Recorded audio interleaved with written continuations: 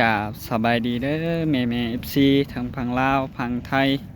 ทั้งต่างประเทศเนาะมื้อนี้ก็มาพบมาพ่อกับน้องทงกับน้องสาเนาะพอดีมื้อนี้พากันมาหาขุดกระปูแต่ว่าน้องสาเพิ่นครัวหอยบ่ฮู้ว่าได้หลายแล้วบ่โอ้เพิ่นขุดเอาอยู่น้องสาเพิ่นก็ได้เอาสบายดีน้องสาสบายดีใส่บ่หลายๆนะฮะหาก็ได้3หน่วย4หน่วย มันนี้พอได้กระปู3-4โตเนาะพวกกัน ไปหาบ่อนี้ดิขอหอนี่จ้ะค่ะไปเดี๋ยวไปหาน้องลินกับน้องน้อยๆเพิ่นกัน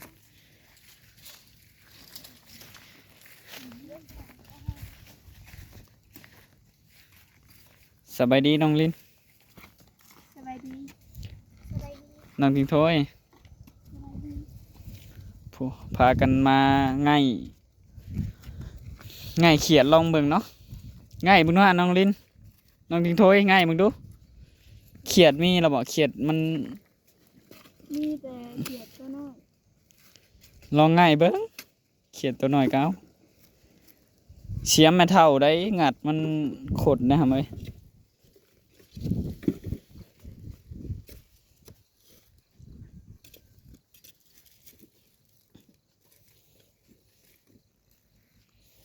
ใช่เลยน้องแหล่พุ่นนะ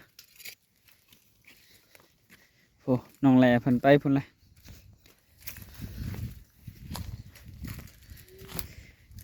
ใช่เลยน้องแหล่นะหายไปทางใดแล้วน้องแหล่นะฮะเอาน้องแหล่สบายดีเนี่ย สบายดีเข้าไปยังอ่ะนะหายังเลยได้แล้วได้อยู่บ่กระปูได้อยู่บ่กระปูนะคุณแรกอยู่ขู่ขู่อยู่น้กระปูน้อย ำขู่อยู่น้ำมันน้องลิ้นบ่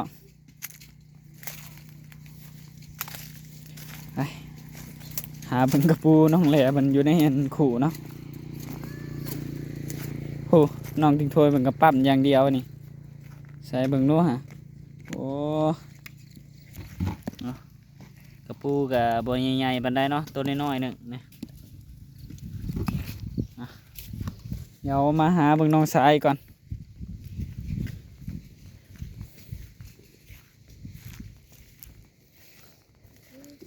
ขุดยังน้องสาขุดกระปูยังคือหูเลิกแท้ถึงแล้วถึงเลยขุดเบิ่งดูบางเถื่อมันมีกบได้แถวนี้โอ้มัน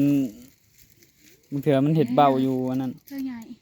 ว่ากระปูเมไข่อย่างดีเมไข่ว่าท่านตัวเมเนาะ หัวหอยก็ไม่จะหนาวเลย กระปูตัวเมยามนี้มันอาจจะบ่ไข่เนาะมันเป็นยามแรงเลยยามผลพุ่มนไข่กระปูนะ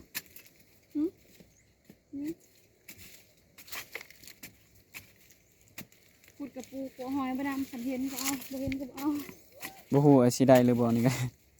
บ่ฮู้ว่าสิได้หลายบ่เนาะเรื่องได้น่ะได้อยู่เสียมสื่อสหพันธ์ เสียมชื่อ25,000น้องสาเพิ่นแต่ว่าน้องทงเห็ดล่ามยังบ่ค่อยดีปานใดเอามาพอได้ขุดก่อนนะเชิงเลยนะ ถึงไว้นกกระปูแถวนี้แหละแม่เฒ่าเรามา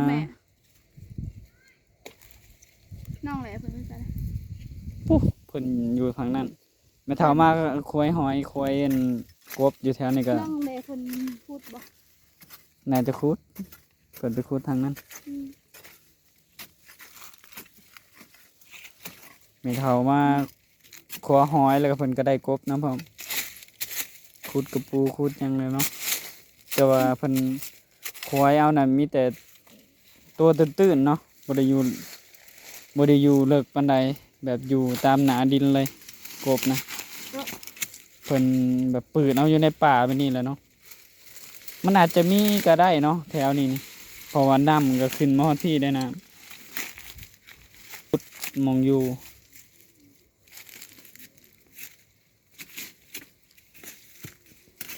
สามึงดูหันองศามันเถื่อมีกบ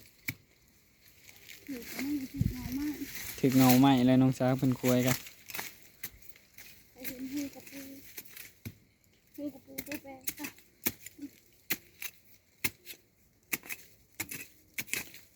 ส่วนหลายน้องสากับ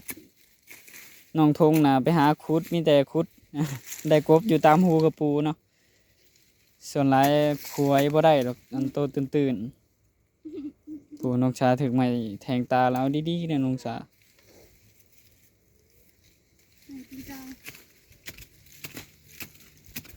ได้บ่เขียดอ่ะน้องลิน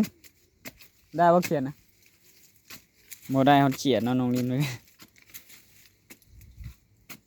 มันยังวะมันแพง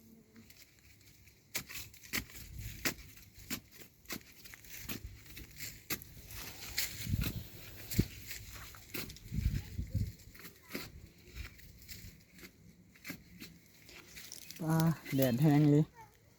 จักโมงแล้วว่าตอนนี้ ซ้ำ ตอนนี้ก็3 โมงแล้วเนาะแดดแห้งขนาดเลย3 โมงนี่ก็ได้ทั้งแดดทั้งลมโอ้ยพี่น้องจ้ะพื้นที่ดินไม่เท่าอยู่นะเพิ่นเจ้าของเพิ่นให้เอาแต่ผู้ที่เพิ่นซื้อดินอยู่ในหันเนาะทางลงทุนก็เลยบ่ได้ไปตัดไม้ทำแถวนั้นนะ เอาไอ้พวกหัวเจะคล้าของได้เอา เอาก็ ป้าเสื้อเหลือทอดหัวดอกแห้งหัว ได้ยินน้องแหล่เพิ่นเว้ามาหั่นนะว่าอันได้เฉพาะที่อันเพิ่นซื้อดินอยู่หันเนาะบ่าวพอมีเราได้แล้วเนาะเราซื้อดินอยู่หันกับแม่เฒ่าเราได้อยู่หันนะทางลุงทงก็บ่ได้แล้วทางลุงทงบ่ได้ไปซื้อดินอยู่หันเนาะ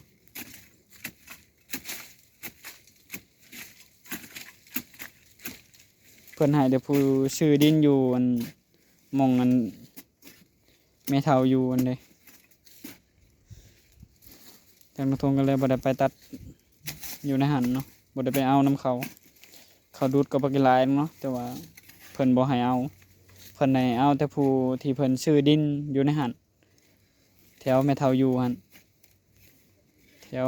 บ่าวพะมีเราอยู่หันเนาะ เหลือแต่ว่าสิยอมแพ้เลย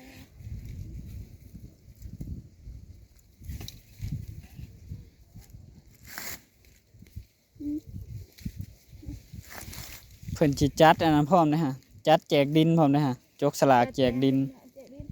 แม่นจกสลากแจกดินแต่ว่ามีแบบผู้ไปซื้อดินอยู่ในหันอีกจังได้ก็ได้ผู้บ่ไปซื้อดินก็คือสิอันบ่ได้รุ่นนำได้ยินเพิ่นเฮ็ดลงเฟซดอก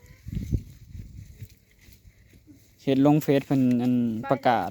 ว่าเพิ่นสิอันจกสลากแบบจกได้ดินก็เอาดินหั่นน่ะจกสลากเอาดินจกสลากแบบใดก็บ่ฮู้ดอกเนาะได้ยินแต่เพิ่นเว้าแบบแว่วๆนะทางลูกทุ่งก็บ่ได้เบิ่งอันเบิดปานใดเนาะจักแม่นความจริงหรือบ่เนาะที่เพิ่นลงเฟซว่าจกสลากบ่อหยังนี่แหละทางลูกทุ่งก็บ่ฮู้ปานใดเนาะก็บ่ได้เบิ่งคักปานใดเห็นเพิ่นลงเฟซให้พี่น้องเอ้ยหม่องอันจัดสรรที่แม่เฒ่าอยู่นั่นแหละแถมฟืนก็เข้าไปเอาบ่ได้เนาะทางลุงทงบ่ได้ซื้อดินอยู่ในหันเลยเพิ่นบ่ให้เข้าไปเอาเพิ่นให้เอาได้แต่ผู้ที่เพิ่นนั้นซื้อดินอยู่ในหัน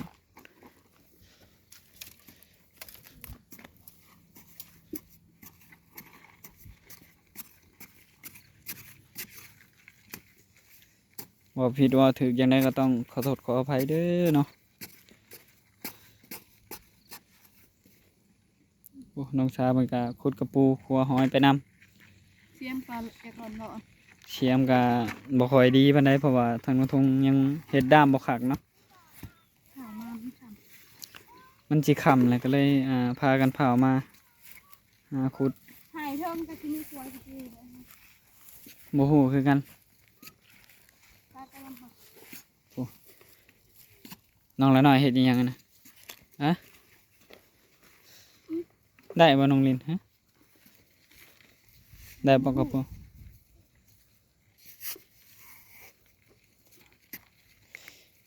น้องลินเพิ่นสิได้กบได้นี่วันสิได้กบได้นี่สิได้กบได้นี่เอาน้องละน้อยอย่าบังติล่ะ อ้าวตอนนี้น้องลินเพิ่นรุ่นเบิ่งเนาะว่าสิได้กบหรือได้กระปูหลังแข็ง เอาอะไรกับปู กบหลังแข็ง ไหนลงไปดูนี่ ผู้ผู้ใหญ่ได้ตัวนี้นะน้องลินมันคุดงัดไปพร้อมเนาะ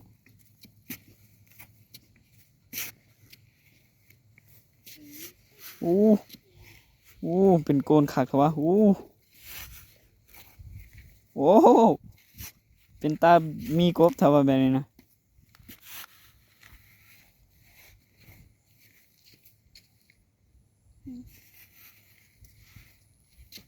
ว่าคือมันใหญ่กว่าเดิมมีโกบเคยจะแปลจำบาทนึงมีแต่กับปูคือโกบจำเยอะเลยโอ้ยลงกับปู ใช่บ้างนะเป็นตามีเนาะนี่ยังน้องชาเอ้าไปชับกระปูเลยน้องลินนะเสียงดังกระโหลกหนึ่งฮะอ๋อเดี๋ยวไปหาน้องชาเพิ่นก่อนบัดนี้ โมเมนต์กบกับปู ป้าเด็กกระปูกามใหญ่ นี่คอยเห็นงูนี่บักหนึ่งคอยคุดเห็นว่าตัวนี้ก็งูมันนี่โมเมนต์ อ๋อหูใหญ่เท่าวะ แต่ตัวนี้นี่ ลองคุดมึงดูล่ะ นี่ คุดหูใหญ่ๆเนี่ยนะมึงดู นี่ตัวนี้ ตัวนี้หูแปรบ่มึงหูใหญ่ๆนู้นดูมึงเถื่อ เดี๋ยว เอาคุดหูน้อยก่อนก็ได้เอา หรือว่ามันต่อเขากันบ่ บ่หูคือกันแหล้วลองเบิ่ง มันก็มาอยู่หากินที่เก่าแล้วเขา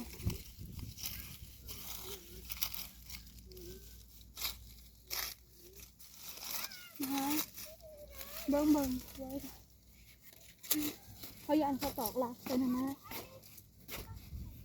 เป็นอย่างไรเป็นอย่าง เอียงหูบ่หรือว่ารัก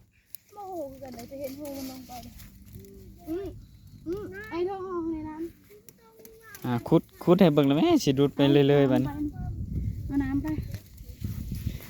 สิคุดไปเรื่อยๆน้องสาเพิ่นบ่คุดให้เบิ่งเลย กินแบบไก่ทองเนาะ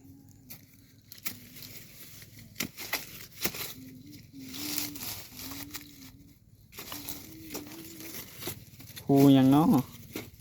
นี่ หูกบอ่ะ เสียมกันเลยเนาะพูดจะเป็นยัง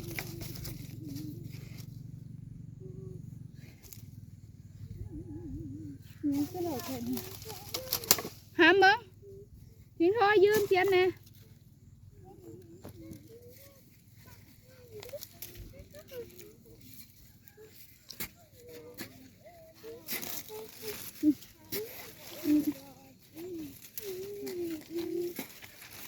ร้องเพลงม่วนแท้น้องละน้อย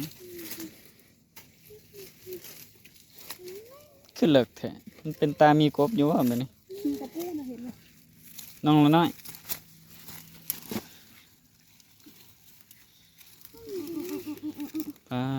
คือว่าหูบักใหญ่ๆ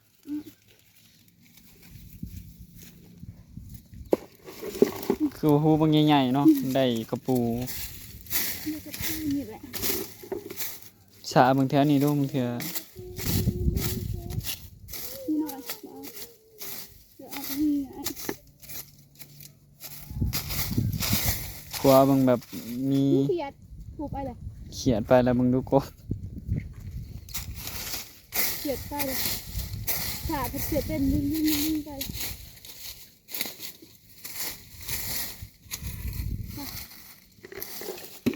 คิดว่าหูกบ เขาจะเขียวคือบอกอะไรมันให้น่ะ จะใช้น้องแลหูใหญ่ๆนะ คุณตัวนี้แล้วภาษา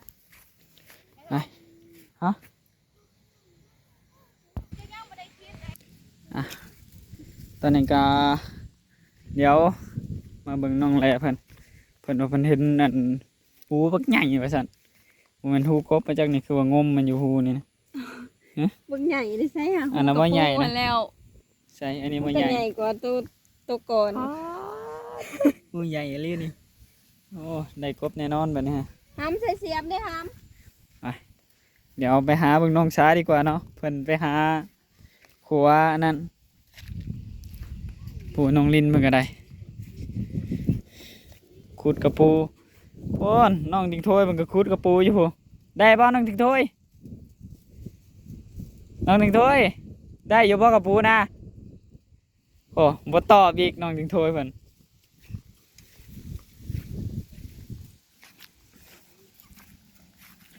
เป็นไงน้องสาได้บ่ งานกระปูหรอก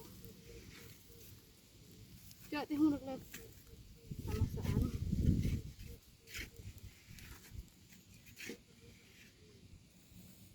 คิดว่าหูกบขุดลงมามันเป็นหูกระปูเนาะหูบางใหญ่ๆนี่ อืม กบนะหูน้อยมันยังเข่าได้นะ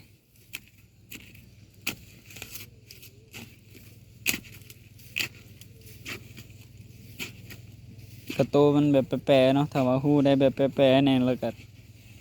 มันต้องมีกบเลยเนาะกบมันเข่าไปอยู่ในหูกระปู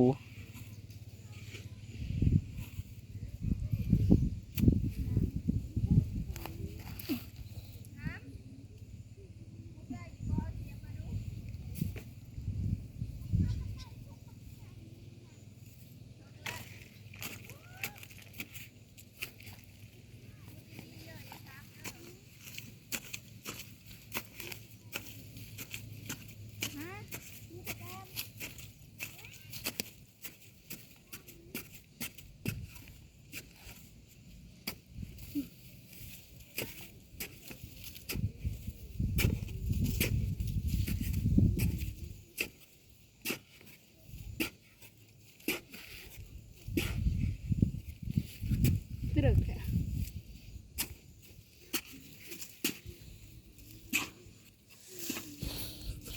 ไปหาเขียดมือนี่กันเนาะบ่มีโคมให้พี่น้อง เลิกกันหัวบ่ได้ อยากไปก้านก็บ่มีโคมแล้วบัดนี้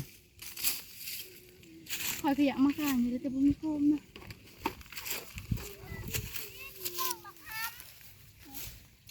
ใส่เบิ่งดูฮะ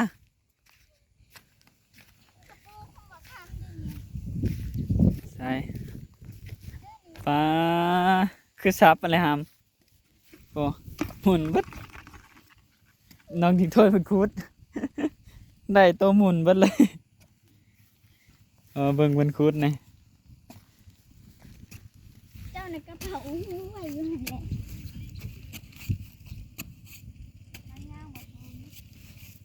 คุดแล้วน้องทิ้งถ้วยเนี่ยมึงอีหยังอะนะ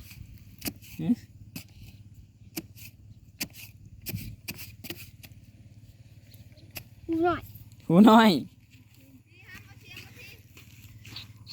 พูน ไหนกันได้บ่ เดี๋ยวไปหา ไหนกันเป็นอ่ะ มึงน้องทิ้งถ้วยมันคุดกับปูก่อนแลให้น้องทิ้งถ้วยมันคุดเด้อ โอ้มันมีตั้งหลายหูเลยเนาะ บ่ หามาขุดหูพี่ เอาคุด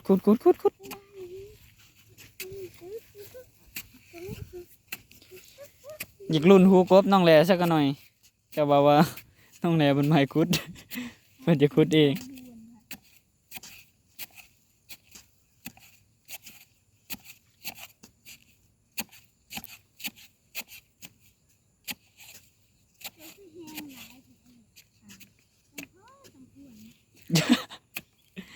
ละน้อยก็เจ็บสละ ยังก็ว่ายังก็แล้วหน่อยเจ้าคือแหงหลายเนี่ย ป้าหูใหญ่เลยนี่แต่ว่าตัวน้อย เอ้ยแหละเจ้าคือแหงหลายเนี่ยเฉพาะเจ้าจะกวน ป้าตัวใหญ่ หาย ได้ปะครับ หาย หาย เอาหูหายก็เป็นบานเช็ด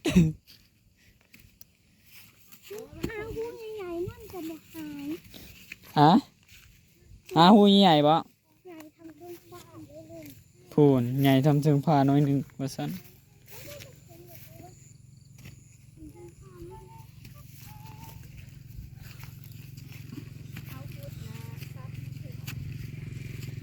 เอาคุดทำโอ้ เอาคุณให้ยายช้ำเพิ่นเบิ่งนี่เนาะน้องทิงโทยขยันได้น้องทิงโทยเพิ่นเนาะมาขุดกระปูนี่พอ เยอะแหละ2คู่นี่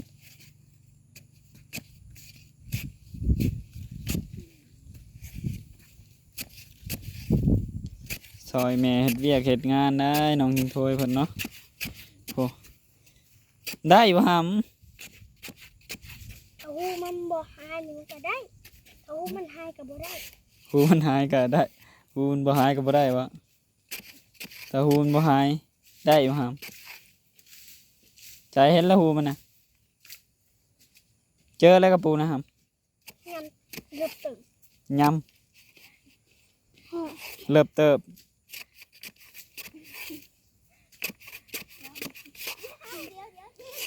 กระคุดไปเลยแม่สิคุดลงมันก็บ่ได้เลย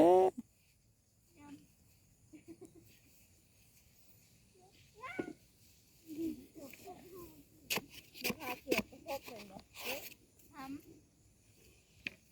ทำได้แล้วยำ เทินแล้วหำเทิงแล้ว นี่นะ หำเทิงแล้ว